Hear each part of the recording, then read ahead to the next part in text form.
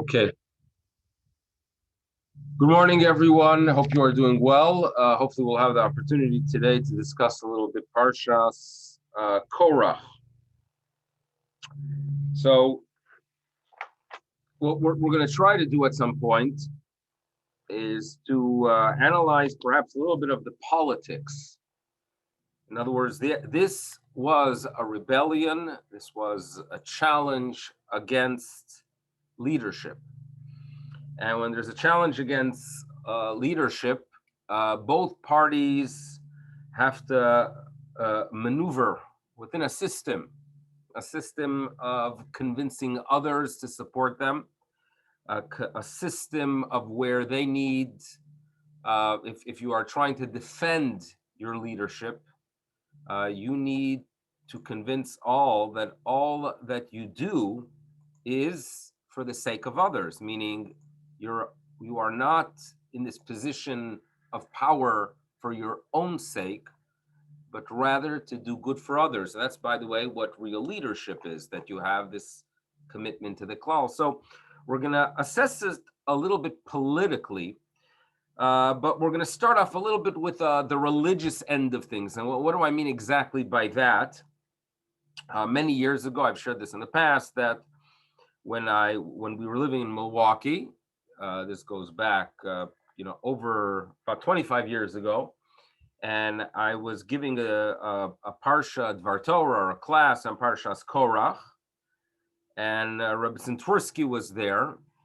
And after I said my words, she mentioned that in Hasidic circles, they have the tradition of calling Korach the Heilige Zayde Korach, the holy grandfather Korach, right?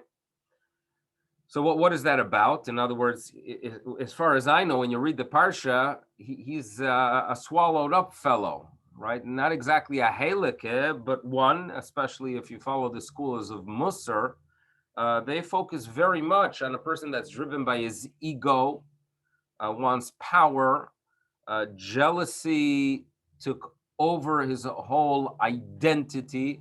So why exactly among the Chassidim does he get this magnificent title of Heilige Zayde? So the truth is that what he was claiming is quite popular among those who believe that everyone plays a role when it comes to our relationship to the higher being. I do not need someone else to create for me this link to HaKadosh Baruch Hu, to the Almighty, because we all have that ability to connect to Him. And if you study the origins of the Hasidic movement, it was all about that idea that every person could feel that connection to the Almighty, to HaKadosh Baruch Hu. While in societies of the 17th century, perhaps there was this understanding that there are the holy people who study Torah, and they are the spiritual ones. The Hasidic movement, in its origin, was trying to teach all Jews that you have access to HaKadosh Baruch Hu, and that we are all equal in the eyes of HaKadosh Baruch Hu. So this idea of like a religious socialism is something that fits in very well to Hasidic thought, and therefore they take elements of the thinking of Korach that perhaps are good, and they see the good in him, and therefore, since he was one who promoted the idea, Kol ha'eda kulam kedoshim, we're all holy, right? We all have had this experience at Sinai. We all sense a connection to HaKadosh Baruch Hu. Why you, Moshe Rabbeinu, are taking all the power? So the idea of Kol ha'eda kulam kedoshim talks very much to the heart of the Hasidic movement. Now, as we've studied in the past, that Korach had a descendant that took this way of thinking and used it all for the good. And that was obviously Shmuel Hanavi. He's a person that inspired the nation to go ahead and connect HaKadosh Baruch Hu and do what's right. And one that fought against this establishment. When there's an establishment that believes that only they are chosen and only they are holy, and everyone else is only there to serve this spiritual being, that's an establishment that becomes very, very dangerous and could become very, very corrupt when people feel that they are chosen by God to lead, right? The right of power from God could be very destructive. And for Shmuel HaNevi, it was unacceptable because everyone is holy. Everyone could connect to HaKadosh Baruch Hu. And if you have that role of leadership, it comes with a tremendous responsibility to be sure that you understand it's not about yourself, but it's about the people. And therefore, Shmuel HaNevi was there to assist the nation recovering from a very corrupt establishment, the children of Eli. And therefore, he was extremely uncomfortable with the request made by the nation that they want a royalty, they want a king, they want a royal family. And for Shmuel HaNevi, a royal family, that's not exactly the Jewish way of doing things, right? It is about the individual. So the religious socialism is something that we see by Korach. Unfortunately, the ego took charge of it, and it was really only a claim where he wanted power for himself, but it made its appearance in a very positive way in the days of Shmuel. Now, you know, in many communities, the Musaf Tefillah reaches its height with the Kedusha, and in Nusach Sfard, it starts off with the word Keser, right? We say Na'aritzcha v'na'akdishecha in Nusach Ashkenaz. The mystics talk about giving God a crown. Keser yitznu lecha. We give God a crown. So what exactly does it mean? How do you give God a crown exactly? Right? What's this idea of a crown? What does it mean that we give him a crown? So I'll share with you a little bit of a mystical insight. There's a statement made at the end of the Talmud in Ta'anit, where the Talmud tells us, Atid HaKadosh Baruch Hu, in the future, the Almighty is going to make a machol latzadikim, a machol, that's like a circle where everyone's dancing, tupim u'mecholot. It's a dancing in a circle. And the significance of us making a machol to HaKadosh Baruch Hu, HaKadosh Baruch Hu is going to be in the middle, and we're going to be dancing around him, is that when there's a circle, there's no one in the lead. Everyone's equal. When HaKadosh Baruch Hu is in the middle and we are dancing around him, we are all equal in distance from HaKadosh Baruch Hu. And when we talk about the future, a messianic era, it's not that we want to go ahead and create this leader that we worship, but rather it's to bring down to this world an understanding that we all could have a relationship with the higher being. And yeah, we are all close to him. And this idea of placing a circle, or our understanding that we could all have a relationship with HaKadosh Baruch Hu, is symbolized by the machol, which is a circle. And so too, when it comes to a keter, a crown, when we proclaim that we are giving a crown to the Almighty, it's this idea that we say, you know what, we all really feel that we can have a relationship with you. We're all equal in that way. And therefore, we're giving you the crown, which is round. That's an idea. This equal access to HaKadosh Baruch Hu is a fundamental good.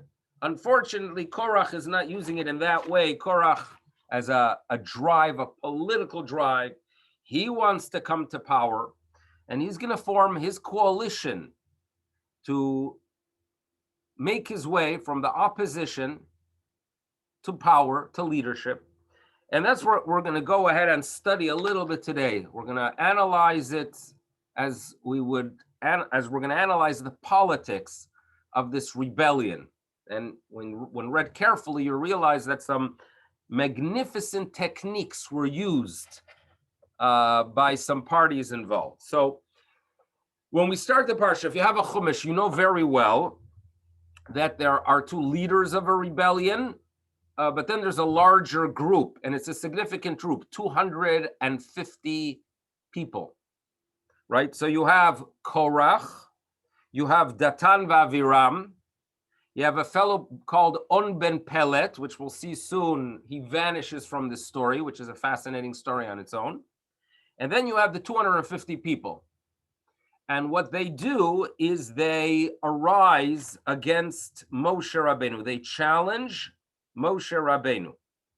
But if you look carefully at the verses, you'll realize that the 250 people are mentioned after the Torah shares with us that their agenda is to rise against Moshe Rabbeinu.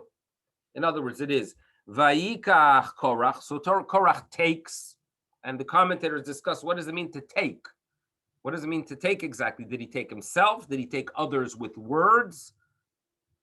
Or perhaps entering into machlokas, you are removing yourself from this world. Different explanations to the Vayikach. But who's with him? Datan v'Aviram, the sons of Eliyav, and On ben Pelet. Okay, that's verse 1. We introduced the leaders. Verse 2, Vayakumu lifnei Moshe. They arise in front of Moshe Rabbeinu. They challenge him. And then it mentions in passing, and then it mentions after we are told that they rise against Moshe Rabbeinu, ve'anashim b'bnei Israel, and people among the people of Israel, they have 250. No average people, but they are Nesiei Edah. They are people who were leaders of the assembly, those that were summoned for meetings by name, very important people. But why are the 250 people mentioned after the fact that Vayakumu lifnei Moshe? In other words, I would expect the 250 who were part of the rebellion to be mentioned in verse 1 when we are introduced to Korach, Datan, Aviram, and On. So what's happening here? Why is it structured in this way? So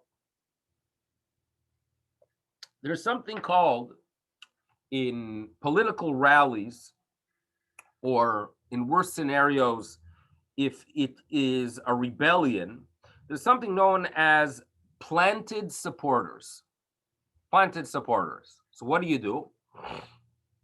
So it works as follows. Let's say your name is Yair Lapid, okay?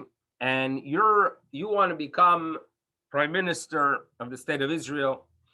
So you decide that you're going to go ahead and for TV, going to make a visit to Shuk Machne Yehuda. Okay, you're going to go to Shuk Machne Yehuda, and you're going to go there. You're going to purchase some falafel, drink some coffee, make yourself friendly. It's good for TV, good for the pictures. It shows that you are popular. It shows that you can relate to the simple person who is selling tomatoes. Magnificent, but there's a major problem there. Because Shuk Machne Yehuda is Bibi land. Overall, there are people that it's a very strong Likud hub. And if he wants to go to Herzliya, he would have no problem. Herzliya Pituach, I'm sure he could go there and knock on one of the fancy houses. And among the people, among the dogs there, he'll find some people there as well. In other words, he could, without doubt, find a location to find supporters, but that won't look good on TV. So what do? So a campaign has money, and they have volunteers. And the day before his planned visit to Machne Yehuda, he sends to the Shuk dozens, if not hundreds, of supporters to be there at 1 p.m. They are there at 1 p.m. as if they are shopping. They're not wearing their T-shirts that say, Yair is the future, but rather they get dressed up as locals. They come there, they're happy, they look around, they're purchasing some dried leather, apricot fruit, or tasting a little bit of the chalva, and then walking away with a big basket. And then suddenly all the supporters at 1 o'clock know to come to a specific location. Lapid walks in and they're clapping. Yay, right?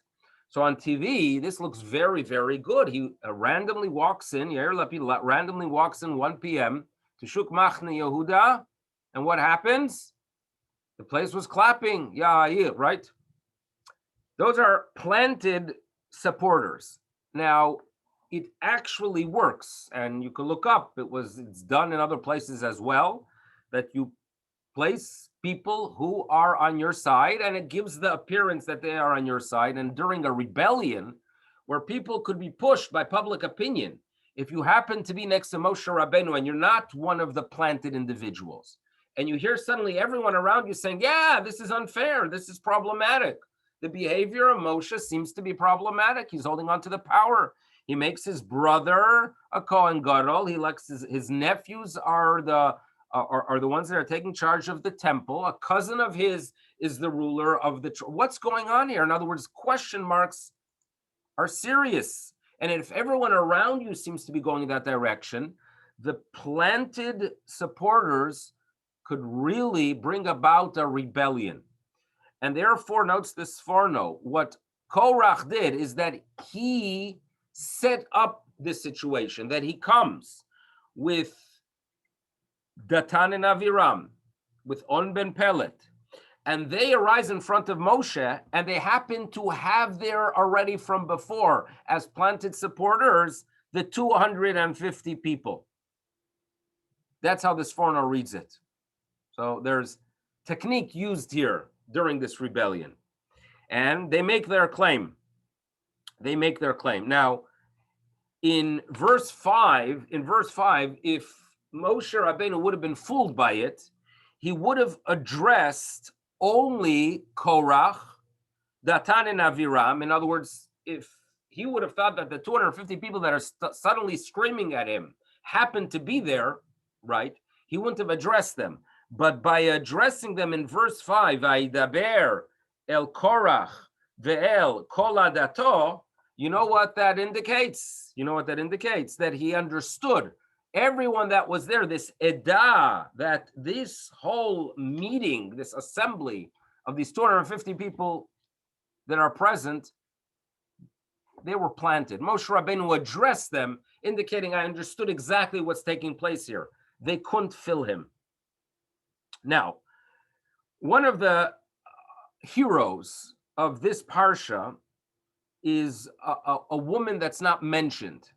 And that is the wife of On ben Pelet. If you look in verse 1, in the leaders of this rebellion, you find a fellow by the name of On ben Pelet, and then he vanishes, meaning he's not mentioned again. It appears that he is no longer part of the rebellion.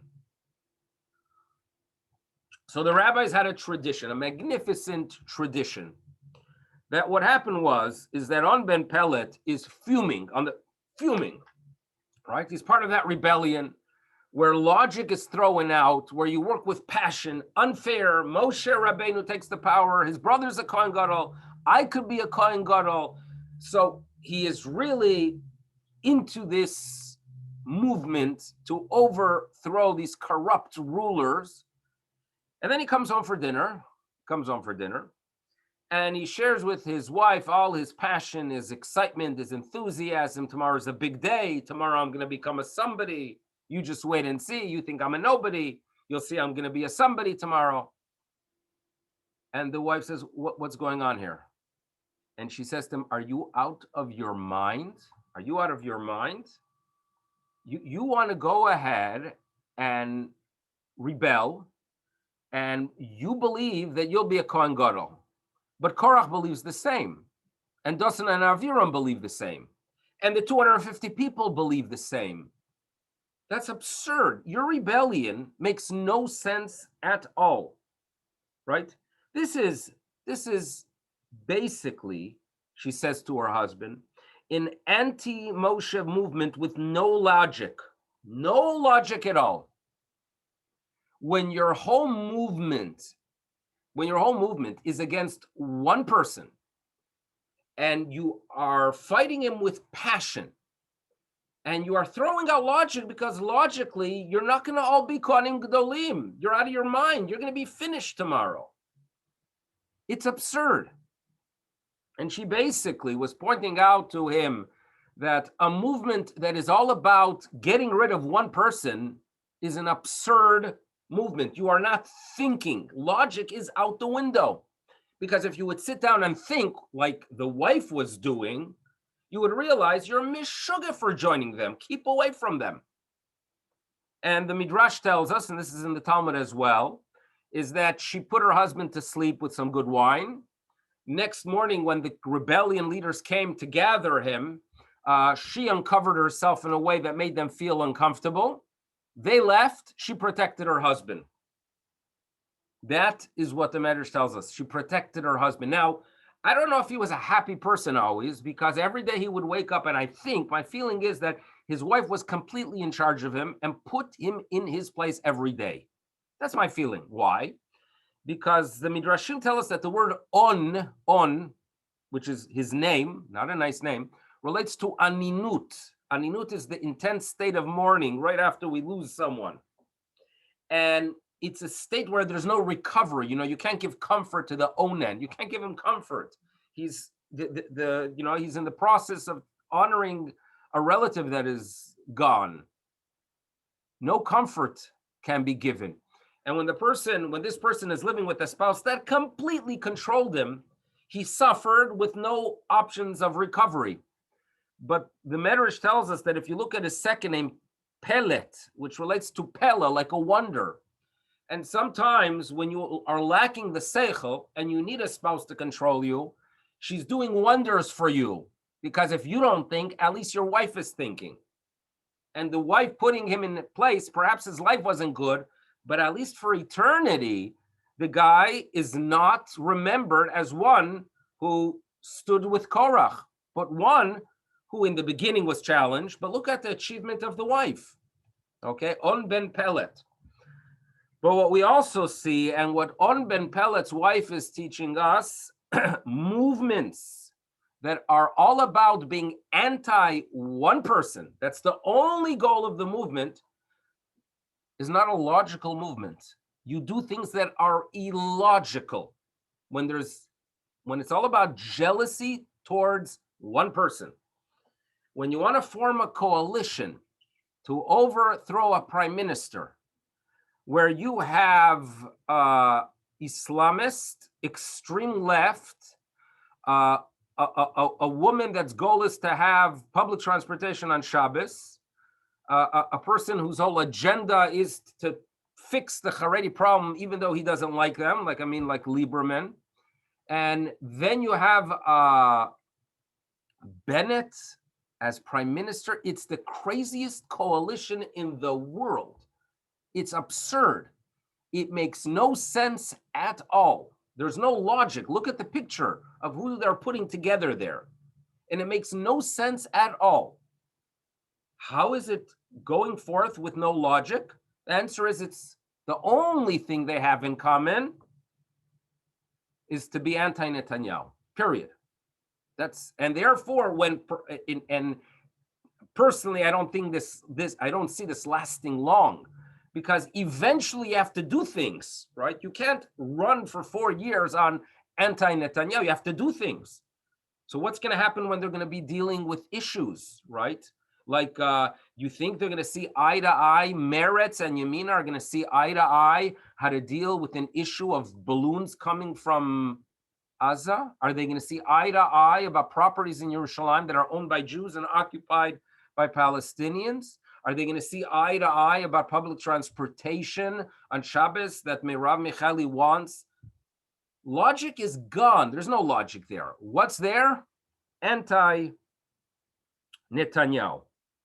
That's what you do have. Now, the Parsha continues. The Parsha continues here that Moshe Rabbeinu makes this suggestion to go ahead and bring these, the Ketoret, and place them on fire pans. That you take the incense, you place them on a fire pan. It's a very significant service. As you know, it was done on Yom Kippur in the Kodesh HaKadoshim, in the Holy of Holies.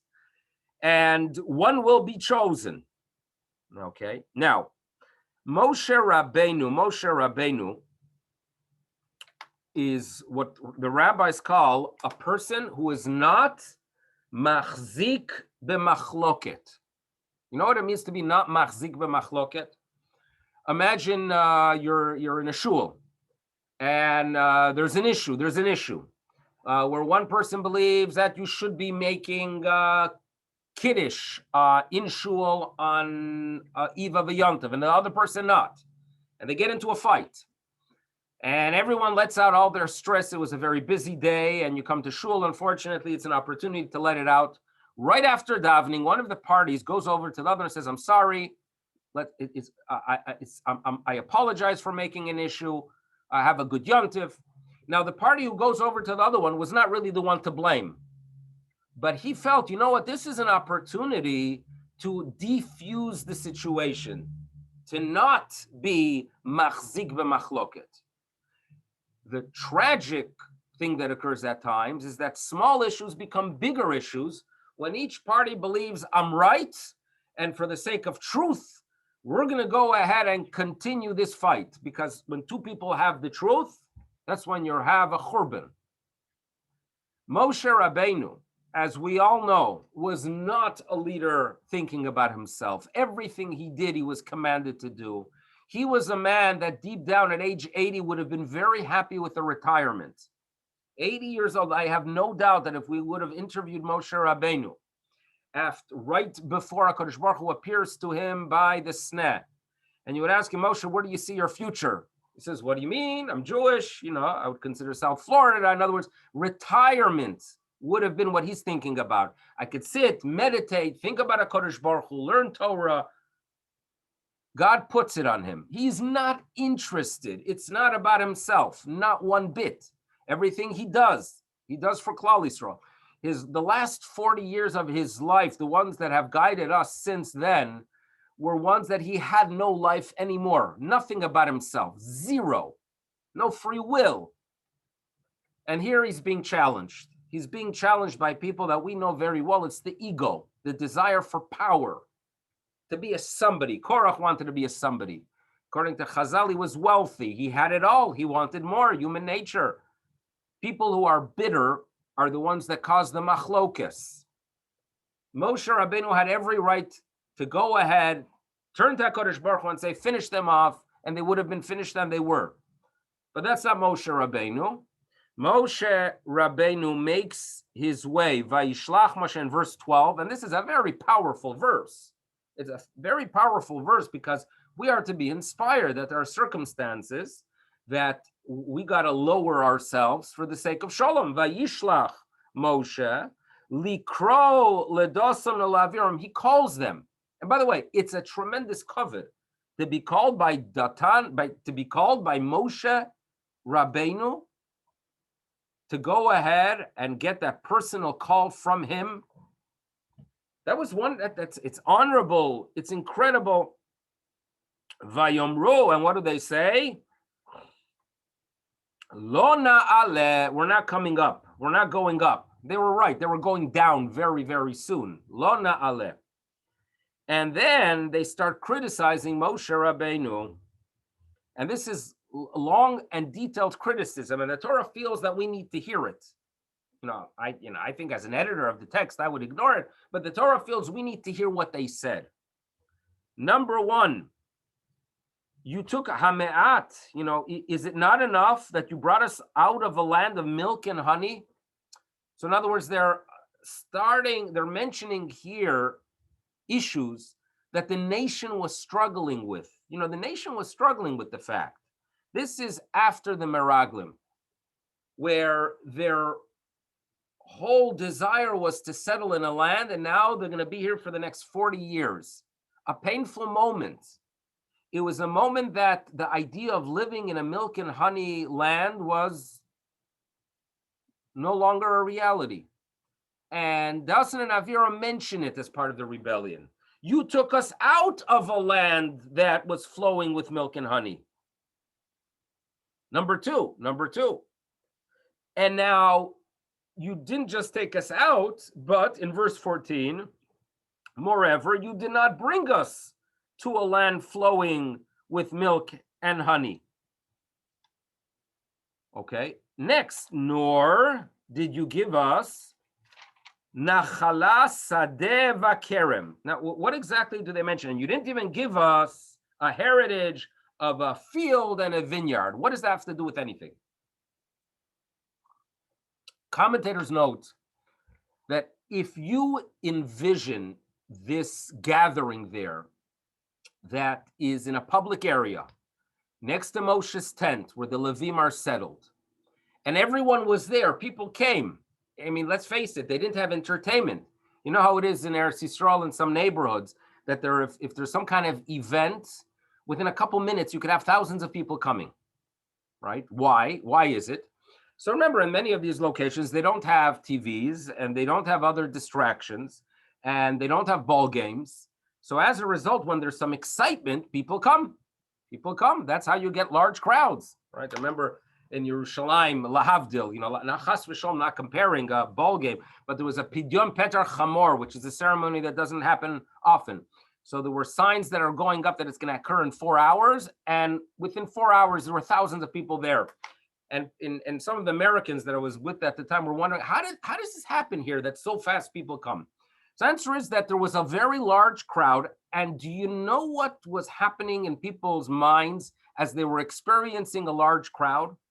They related to a large crowd gathering that occurred a few months before when they were taught Pareshat Kedoshim. Remember Pareshat Kedoshim in Vayikra? And the commentators tell us, and the Torah tells us that it was Behakel, everyone was there.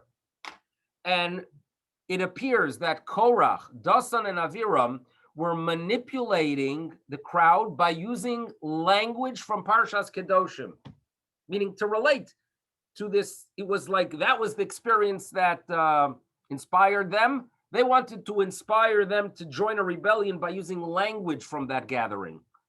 Kulam Kedoshim, Parashat Kedoshim, Kedoshim to you. And in that parsha, Moshe Rabbeinu said to them that you should know we're going to come to Eretz Yisrael. You're going to go ahead and give gifts from the poor from your vineyard. You're going to go ahead and leave a section of your sadeh, la'ani v'lager ta'azov otam. In other words, field, vineyard were mentioned in Parshat Kedoshim.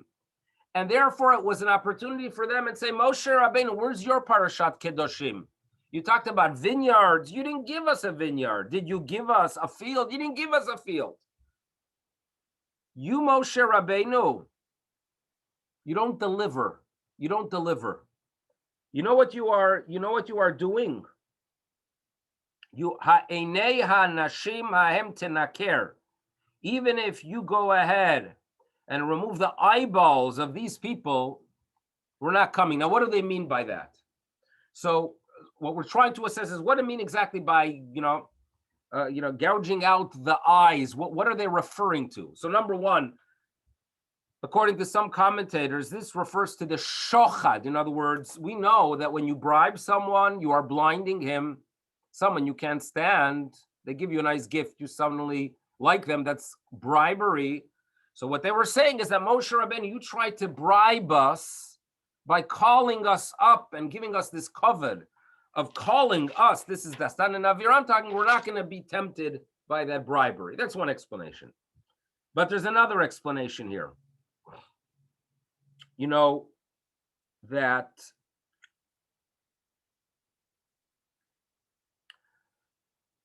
when a person runs for political office, right, you make promises. You make promises. And I think, as you know, not every promise you hear from a politician is something they actually do. I'm sure you're aware of that. What happens in almost all cases is that they make significant promises, big tax cut, no increase in taxes. Every person will be getting hundreds of dollars for dealing with this challenge. My father Olav Shalom, would share with me that in Uruguay, there was a politician who ran for office, and I remember the name Tortorelli. I should look it up really. And he promised that if he's elected in the main plaza in Montevideo, the water fountains are going to have fountains that are going to be producing not water but Coca-Cola. That was Tortorelli. I should look it up. And I remember my grandmother also made, she remembered it. You make promises. Now, what happens? You make tremendous promises. Then you come to office. And for the first few weeks, there's a honeymoon. And then eventually they start assessing what you're doing. And then after a couple months, you say, listen, I was really planning to produce these Coca-Cola fountains. I was really planning to give everyone a check. I was really planning not to increase your taxes, but little did I know, I didn't know what a mess they left me, right? There are new circumstances that were unpredictable. So therefore, I'm sorry, I can't do it, right? That's how it works. They make promises, if you remember George Bush Sr. Why did the hardcore Republicans get upset with him? Because in the election of 1988, he got up, I think, at the convention, George Bush Sr., and he said, read my lips, right? No new taxes. He said, read my lips, and he's an honest guy. So clearly there won't be new taxes. There were new taxes 2 years later. Why? What? Can't blame me. I didn't know. I didn't see the circumstances. I didn't know the books. I wasn't told there was a new check. You blame some new circumstances on your inability to lead. That's what politicians do. And what Dasan and Aviram are saying to Moshe Rabbeinu, you talked big, Moshe Rabbeinu. Like a few months ago, you were talking about leading us to Israel, fields. We already were smelling the pleasant aromas of these orchards. You were making this entry into Eretz Yisrael as a given. Parshas Kedoshim was not focused on how to deal with things in the wilderness. It was a parsha about how to deal with things in this land that very soon will be there. Right? They were standing there at Har Sinai. They stood there close to a year. It was all about Moshe Rabbeinu talking about, we're making it. We're going to be there soon. And then a few weeks later, Moshe Rabbeinu says, sorry, you're not going to Eretz Yisrael. So what they were claiming, Datan and Aviram, Dasan and Aviram, that you are simply a politician. You made promises. And now you are blaming circumstances. You know why we can't make it to Eretz Yisrael? Is because of your sin, because of the sin of the spies. You're coming up with terutzim. You're coming up with ways of fooling us, of blinding us. You simply never had the ability of leading us into Eretz Yisrael. You weren't capable. And you basically were selling us these goods, and then you blame circumstances. Ha'enei ha'anashim ha'hem tinaker. You think you're going to go ahead and blind us with how you made promises about Sadeh, Kerem, Eretz Yisrael, Zavat Chalav Udvash. You're not going to fool us, right? So this is, again, a statement of their understanding of how politicians work and what empty promises are about. And it also is the way, for us to know, that's what politicians do. Now, usually, politicians only lie after coming to power, right? In other words, they come to power, they see situation. The only recent politician I know that lied before he came to power was someone that I have to be careful because he lives in Eretz Yisrael and he served the country and he's done a lot of good. So it's not nice to talk about it. But at the same time, you need to know the facts that Naftali Bennett did lie.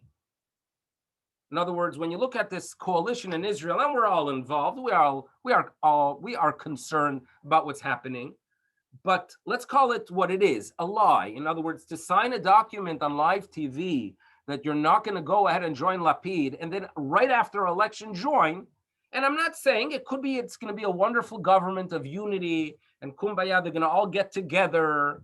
And you're going to have Meretz and Yamina all sitting there and celebrating and all agreeing how to deal with all the most complex issues of Eretz Yisrael. It could be, but fact is, it's a unique type of lie. To lie before coming to power, that's a chiddush a little bit, right? But what we have here is a situation of a rebellion, a calculated rebellion, and one, unfortunately, that teaches us a lot of lessons that I think even though we started off this discussion with the Baalei Musar, with the Hasidic thought of seeing the good in Korach, which is a nice thing, the idea that everyone's holy, that we all have the ability of connecting to HaKadosh Baruch Hu, these are very, very nice things. But perhaps the most important message of this parsha is what the Baalei Musar tell us. We have tendencies. We have tendencies as human.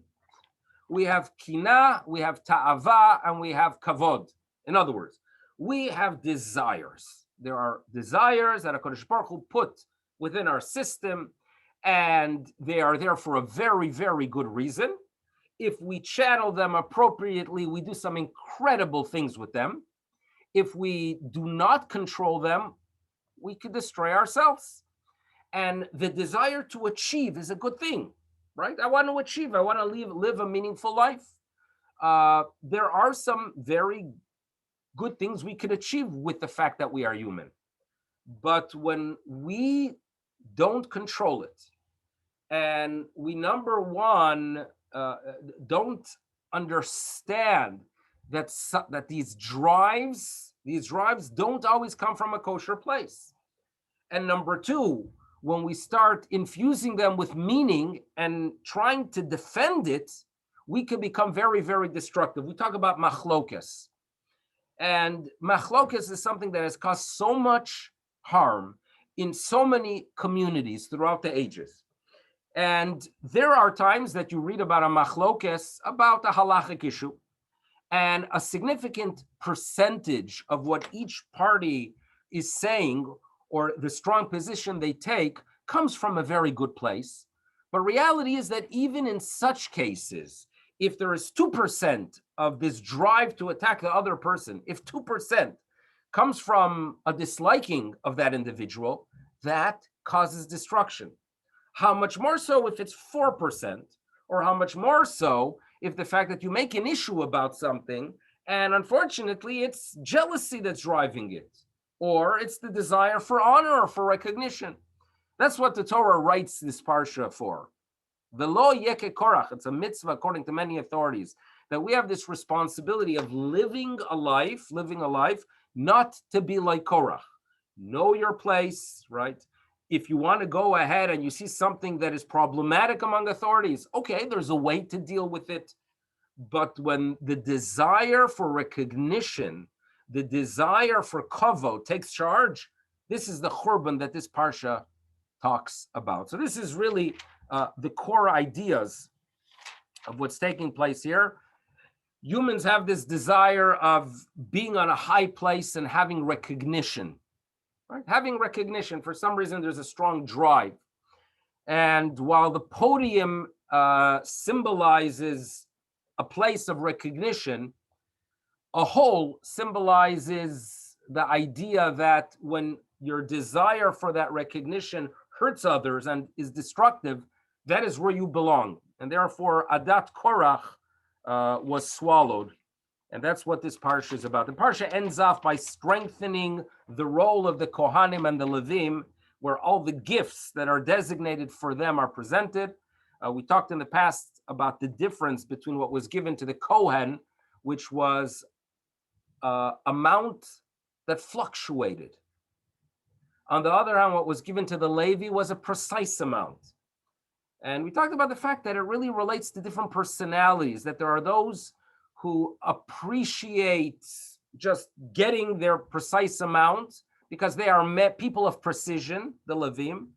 And then there are those who have more of an appreciation for a gift that was given willingly. You know, we talk about the fact that imagine you're a teacher.